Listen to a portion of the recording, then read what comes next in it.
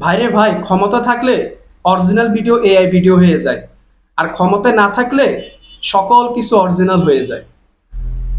অসুস্থ প্রথমত বলে রাখি, গত কয়েকদিন আগে জামায়াতের এমপি গাজী নজরুল ইসলামকে নিয়ে একটা ভিডিও প্রচার হয়েছিল একটা মেয়ের সাথে।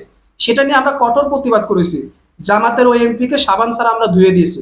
ভিডিওগুলো আমারও এখনো আছে, আপনারা দেখে আসতে পারেন কি পরিমাণ জামাতকে এবং ওই এমপিকে সাবান ছাড়া ধুয়েছে। কিন্তু জামাত সর্বশেষ অপরাধের পক্ষে কাজ করে নাই।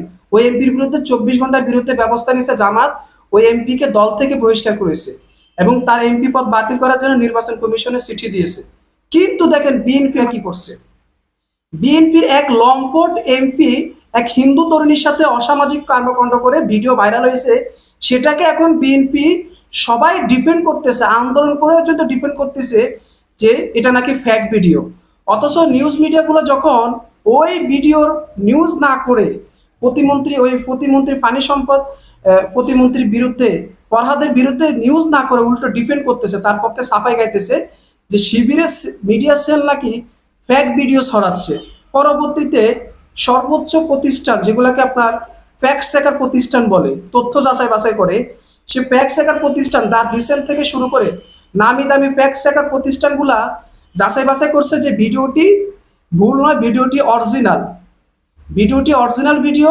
ওই তরুণীর সাথে প্রতিমন্ত্রী ফরহাদি ছিলেন, তার ভিডিও অরিজিনাল। এটা 2 নম্বরের ভিডিও নেওয়া, মিডিয়া এটাকে ভুল তথ্য ছড়াচ্ছে। মানে কত বড় কুলাঙ্গার দেখেন। গত 2 দিন আগে যখন জামাতের ওই এমপির ভিডিও ভাইরাল হয়েছে, পুরো 2 দিন ধরে মিডিয়ায় ওই নিউজটাই প্রকাশ করছে। আর এখন তার বাপ প্রতিমন্ত্রীর বিরুদ্ধে একটা নিউজ করার সাহস পাইতেছে না।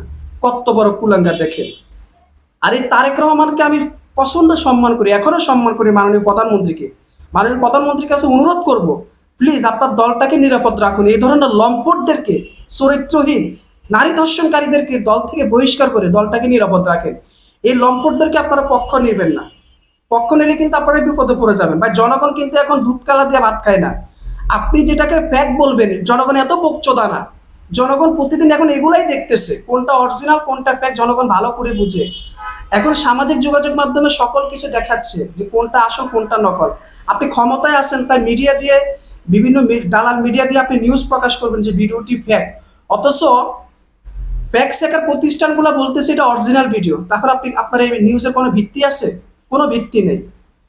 আপনারা কেন চেষ্টা করতেছেন এই লম্পটকে আপনারা প্রতিমন্ত্রী পদে রাখার জন্য বা আপনাকে একে টিকিয়ে রাখার জন্য? বহিষ্কার করেন।